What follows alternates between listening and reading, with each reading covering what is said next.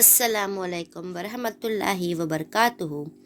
जनाब Babubhai सोपारीवाला girls primary school, कक्षा 8, विषय हिंदी, विषयांक इकाई 1, पत्र एवं डायरी।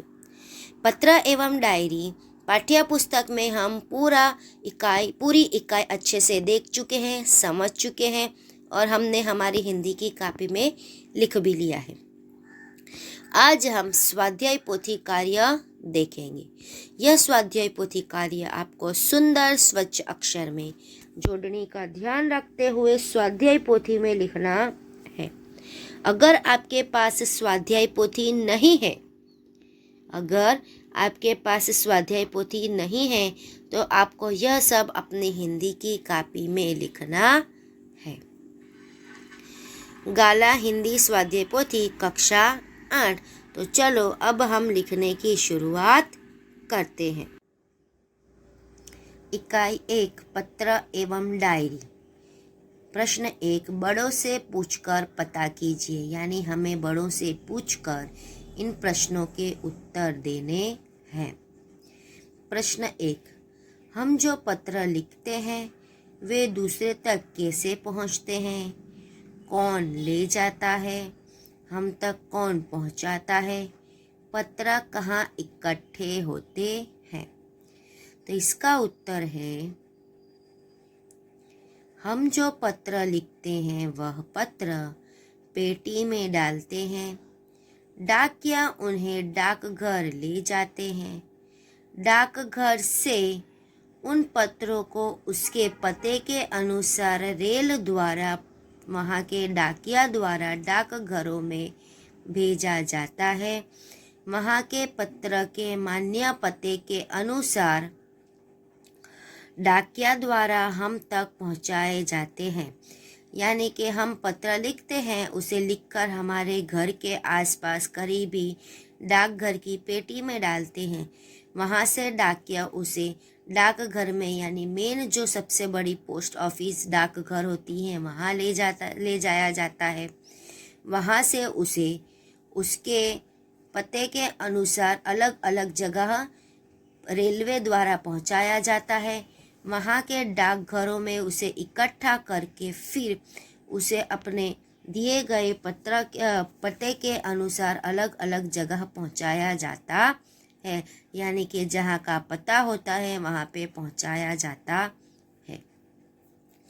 प्रश्न 2, आजकल पत्र किस किस माध्यम से एक दूसरे तक पहुँचते हैं?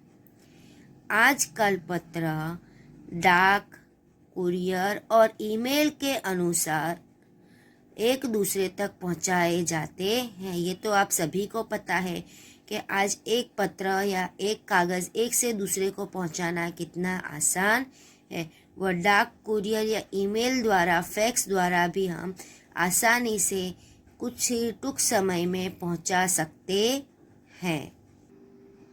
प्रश्न 3, जिस क्षेत्र में आप रहते हैं वहाँ का पिन यानी पोस्टल इंडेक्स नंबर कोड क्या है? तो हम कहाँ रहते हैं? सूरत में। मैं सूरत में रहती हूँ। वहाँ का पिन यानी कि पोस्टल इंडेक्स नंबर कोड 395003 है। प्रश्न 4, आपके घर डाक देने कौन आता है? तो हमारे घर डाक देने डाकिया या कुरियर वाला आता है। आगे प्रश्न 2, डाकिये और कुरियर वाले की मुलाकात लेकर निम्नलिखित प्रश्न पूछिए और उन प्रश्नों के उत्तर दीजिए। तो हमें यहाँ डाकिये से बातचीत देखनी है। प्रश्न 1, डाकिये से प्रश्न, क्या आप डाक सेवा में कब से हैं? डाकिया, मुझे इस सेवा में 5 वर्ष हो गए हैं, यानी मैं 5 वर्ष से डाक सेवा कर रहा हूँ। प्रश्न 2, इस सेवा में आपको क्या सुविधाएं मिली? डाकिया, इस सेवा में हमें वेतन के अलावा मुफ्त चिकित्सा सुविधा मिलती है।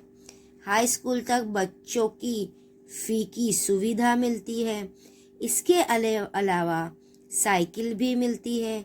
नौकरी से अवकाश मिलने पर पेंशन मिलती है, यानी नौकरी खत्म हो जाने के बाद पेंशन भी मिलती है।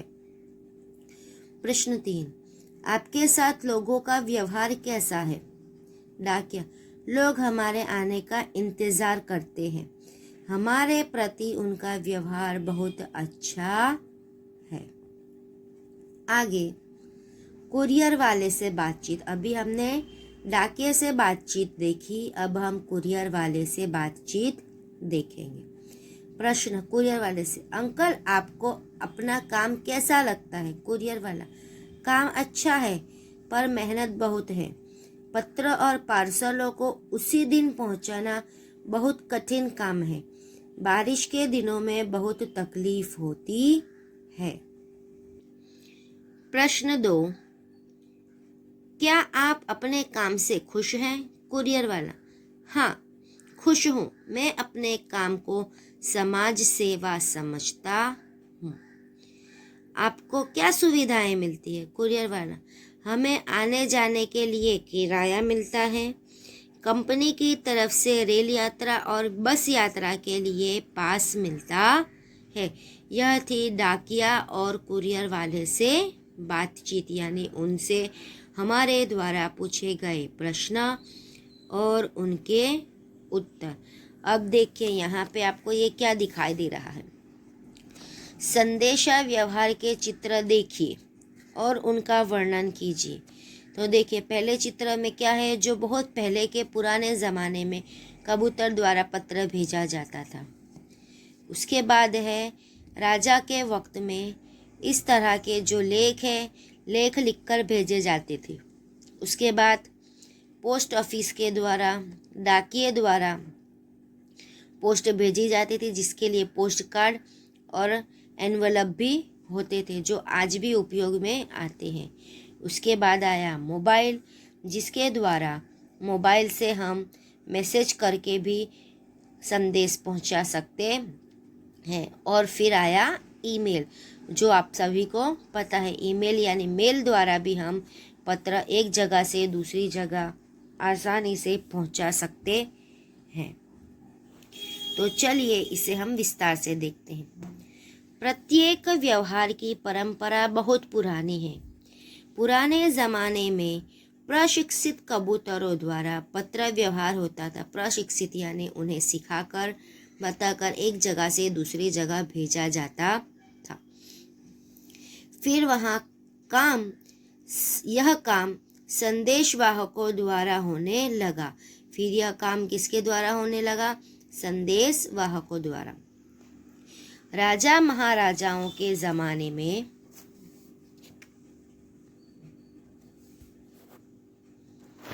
पैदल जाते थे। उसके बाद घुड़सवार संदेशावाहक संदेश पहुंचाने का काम करते हैं।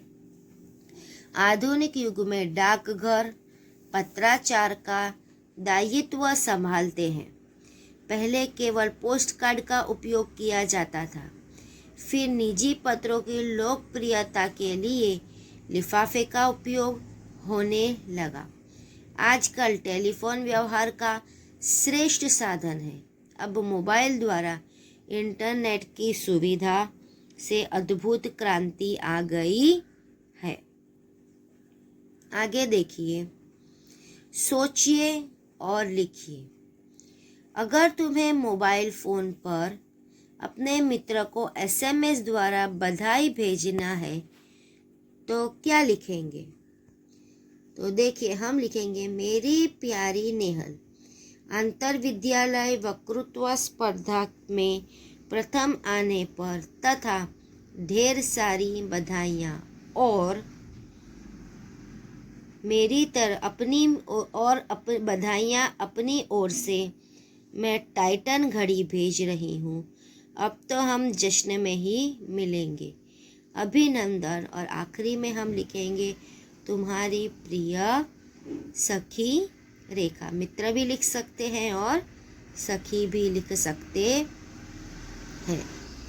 आज हम यहीं तक देखेंगे, आगे हम दूसरी बार पूर्ण करेंगे। धन्यवाद।